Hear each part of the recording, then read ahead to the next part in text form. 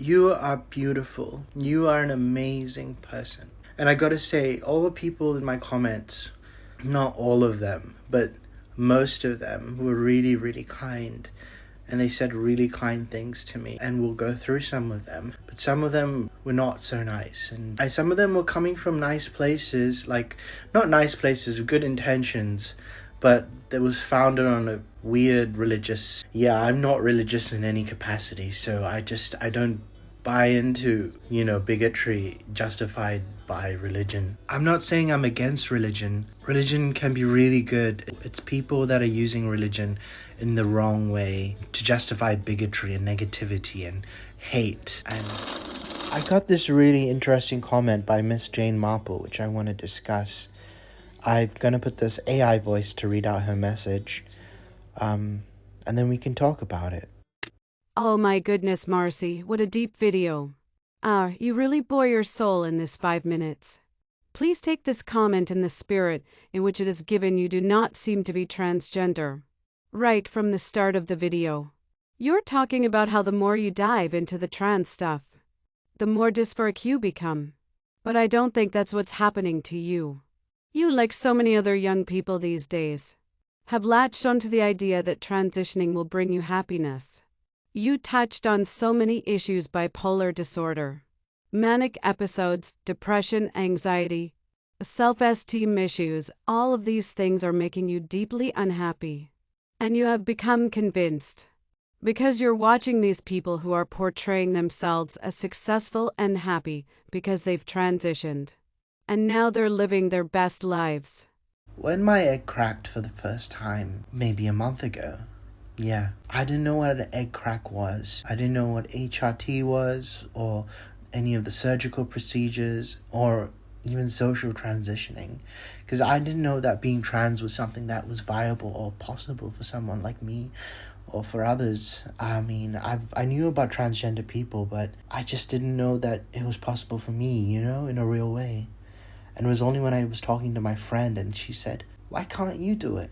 And I thought, yeah, why can't I be who I want to be? And it was only after then I went and searched on YouTube and started discovering all these videos and terminologies and cultural things about transgender. Bipolar disorder is an environmental and genetic condition, which means that you have the genes for it and your environment activates those genes. To be honest, I don't think my bipolar disorder has anything to do with me being trans. It was a lot of environmental factors in my life that stressed me out so much. And I'm actually the happiest I've ever been in my life. I've conquered bipolar disorder. I still feel anxious and stressed and things bother me in life, but that's the same for everyone. I meditated, I'm taking my medications, and I have a lot of good principles and mantras for life which help me to navigate it in a positive way. But you are only seeing the side they want you to see. You are not seeing the struggles. Especially the struggles faced by relatively masculine men like yourself who have difficulty passing as women. They are always worried about, am I passing, do I look feminine enough, will I be accepted, etc., etc., etc. And I am telling you right now, this is not a road you want to go down. And I know you've rejected a lot of the red pill stuff you watched in the past, and you very well may have been right too. I don't know what stuff you're referring to her. But none of that has anything to do with you and whether you are a man or a woman. Because at the end of the day, you are a man, and you will be happier learning to live as a man.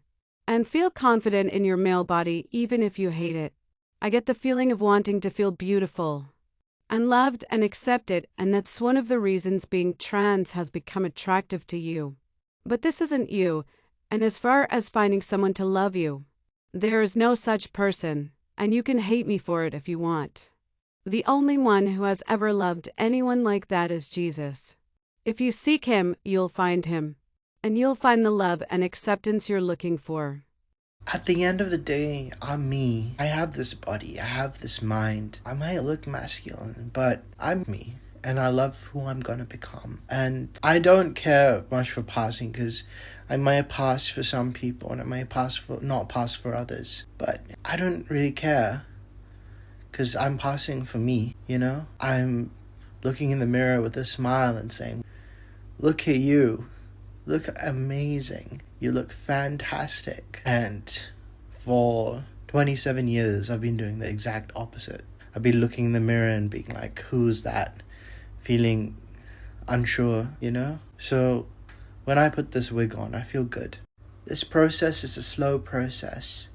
I've talked about it with all the people that are important to me, and they've all said, take it slow. And I'm thinking, I'm just going to move towards androgyny first and try on a few things, socially transition, feel it out. I might not like it, and that might be a sign that it wasn't for me. But if I do like it, and the way that I'm liking it now, I might keep going, and I'll slowly get there. I don't want to offend anyone, but I don't follow Jesus. I'm not a religious person. I come from a Buddhist background. I don't seek out Jesus. To be honest, I just don't believe in religion at all. I find it to be not my thing. And I understand that it helps a lot of other people in their life, and that's power to them, and I respect their faith. But for me personally, my decision is that I'm very much an atheist, and the love that I get comes from myself, from my friends and family. That's enough for me. I'm not even very spiritual, so I don't believe that there's a force. I just believe that this is what it is, and that's it. Please know I am coming at this from a place of love. I don't hate trans people, I love them. I don't want them to suffer the way they inevitably suffer. I feel like there has never been anyone in your life to point out these issues and say, look, maybe this is spurred on by these mental health issues. And that by making something of yourself, you will feel better and confident and happy in your own body. It's heckin' hard to be a man. But rather than throwing everything into becoming a woman, like you said at the end of the video, throw everything into losing weight like you said you wanted to do. And throw everything into being a good employee or student or whatever it is you do. Go home at the end of the day saying, dang it, I feel like I really accomplished something today. And latch onto that. And that will help you combat the depression and the anxiety and all that stuff, because you can say, I am moving forward. Now, this is the place where I felt the most confused, because I felt such a kindness coming from you. You're wishing all the best things for me, and you want me to become a good student and a good employee and really find myself, find a passion, lose the weight. And I agree with all those things. But those are things that I can do, not who I am. Being trans is not related to my mental health issues. They're who I am. And I really feel like happy that you're wanting me to do well. Becoming trans is only going to make these problems worse. And you're being led down a terrible road. I am not saying that there aren't people who are happier as trans. But from 5 minutes of seeing you, it is so utterly clear you are not one of those people. God bless you, Marcy, I love you. And I truly hope that no matter what route you take, that you find happiness. I really felt respected by you.